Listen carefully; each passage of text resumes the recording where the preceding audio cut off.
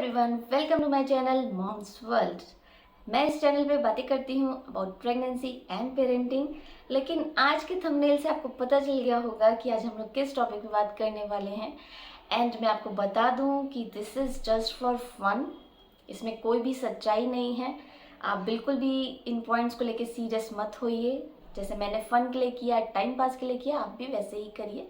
तो आज हम बातें करेंगे अबाउट जेंडर प्रेडिक्शंस और old wife tales of having a boy और अ गर्ल।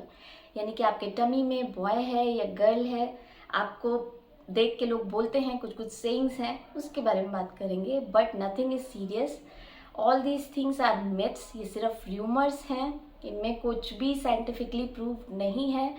एंड दोनों बच्चे समान हैं, गर्ल हो या बॉय हो, दोनों ही इक्वल हैं। तो मैं किसी भी, I am not going to support any gender, girl और बॉय। सो चलिए अभी बातें करते हैं जस्ट फॉर फन। तो पहली चीज़, सबसे पहली चीज़ क्या है कि फेस ग्लो। यानी आपको देख के लोग बोलते हैं कि आपका अगर फेस ग्लो बढ़ गया है, यानी स्किन काफ़ी क्लियर हो गई है, आप ग्लो कर रहे हैं, आप पहले से काफ़ी सुंदर लगने लगे हैं, तो लोग बोलते हैं कि बेबी बॉय है।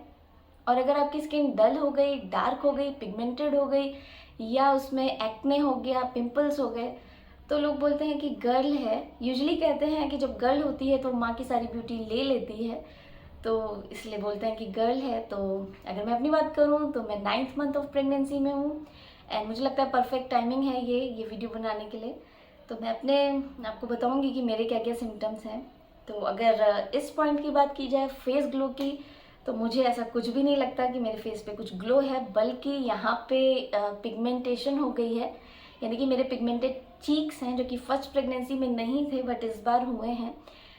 एंड कोई ग्लो ऐसा मुझे नहीं लगा। तो this point goes to the girl. And दूसरी चीज़ कि आपकी स्लीपिंग पोजीशन। लोग बोलते हैं कि अगर आप राइट साइड पे प्रेफर करते हैं ज़्यादा सोना, तो यानी कि गर्ल है। और अगर आपको लेफ़्ट साइड पे सोना प्रेफर करते हैं आप, तो बॉय है।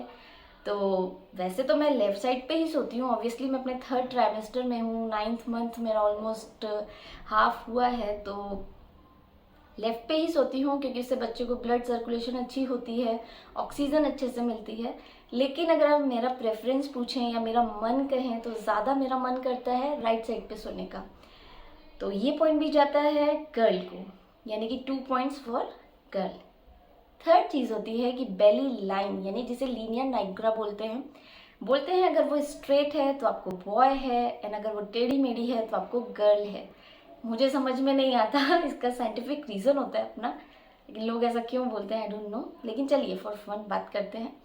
अगर मैं अपनी बात करूँ तो मुझे लाइन जो है वो एकदम स्ट्रेट है, तो this point goes to the boy. इसके बाद बेली की शेप की बात करते हैं। लोग आपको देख के लोग कमेंट करते हैं आपका बेली ऊपर है, नीचे है, तो उस पर लोग बातें बोलते हैं। तो अगर आपका जो बेली है वो ऊपर की तरफ है और आपके बेली के अराउंड आपका हिप वाला एरिया या कमर आपका चौड़ा हुआ है, वहाँ पे वेट गेन हुआ है, तो बोलते हैं बेबी गर्ल है।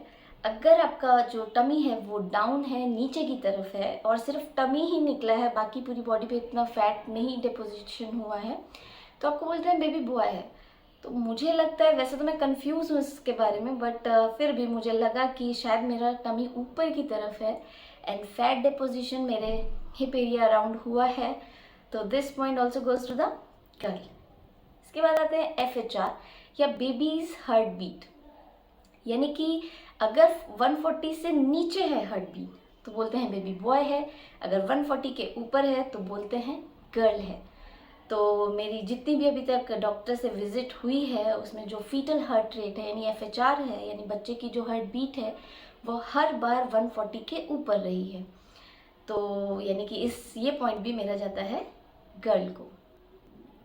इसके बाद बात करते हैं लोग आपके हेयर को देख के। अगर आपके हेयर की ग्रोथ काफ़ी अच्छी है, उनमें शाइन आ गई है, वो काफ़ी थिक हो गए हैं, हेल्दी हो गए हैं, तो बॉय है।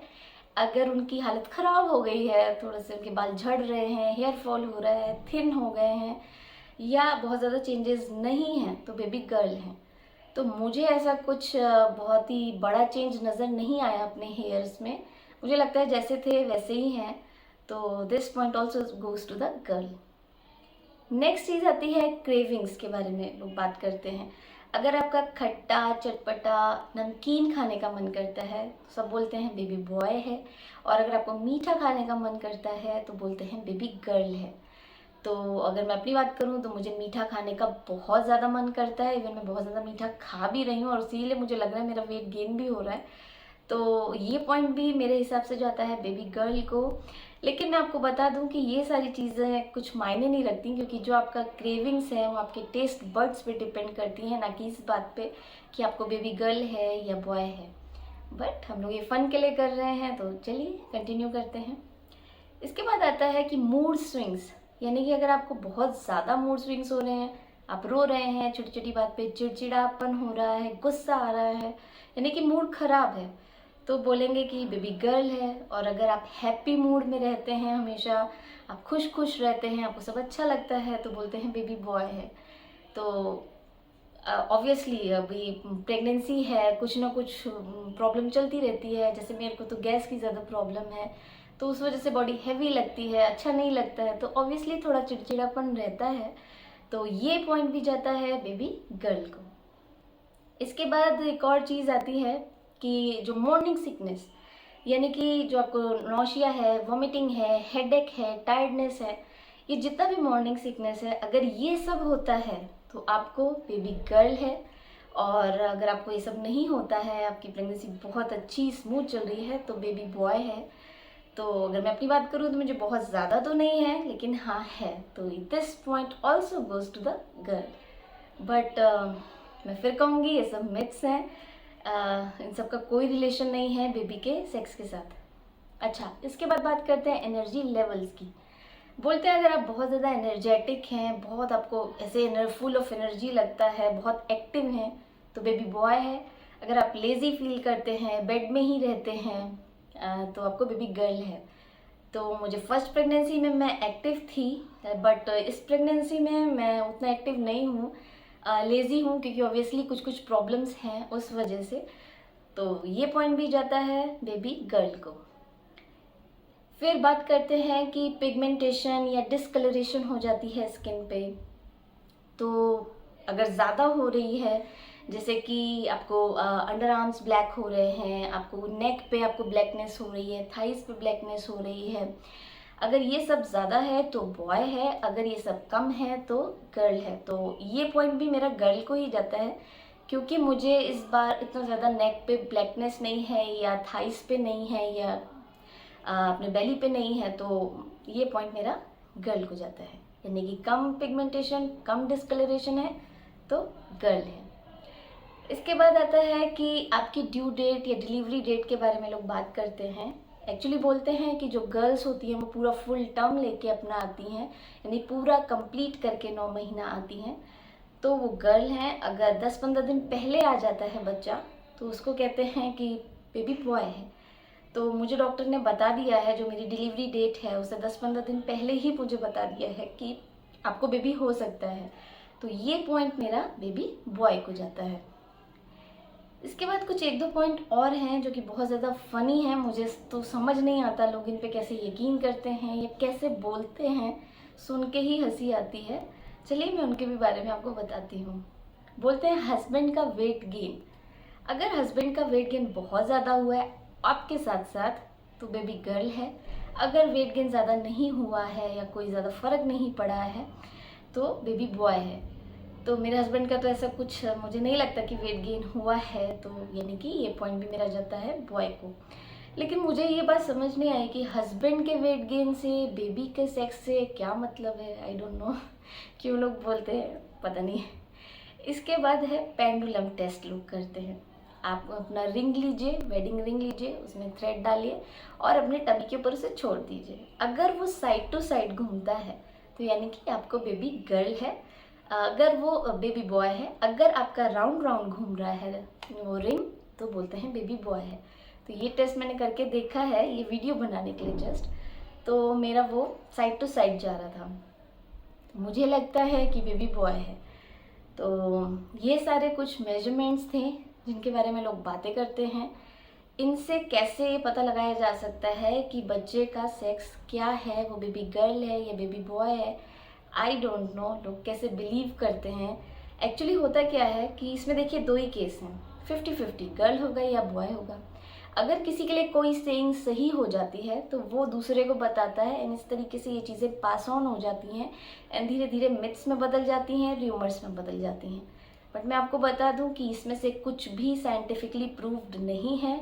इनमें से कोई भी saying is not able to determine the sex of the baby.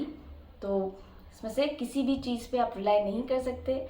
For fun कीजिए, आपको अच्छा लगेगा, बट किसी भी चीज़ पे बिलीव करना ठीक नहीं है। और जो मैंने अभी ये जेंडर प्रिडिक्शन टेस्ट किया है, मेरे सारे पॉइंट जाते हैं, मैक्सिमम पॉइंट जाते हैं गर्ल को, एंड थोड़े से पॉइंट हैं 4 to 5 ये बॉय को जाते हैं। तो मुझे लगता है कि मेरे तो बेबी गर्ल होने वाली, इसलिए नहीं कि ये सेइंग्स की वजह से आए। सेइंग्स के अकॉर्डिंग आ रहा है कि गर्ल है, लेकिन एक्चुअली जब मैं अपने 3rd ट्राइमेस्टर में मैंने एंटर किया है तो तब से मुझे थोड़ी सी गट फीलिंग आने लगी है कि मुझे बेबी गर्ल होने वाली है।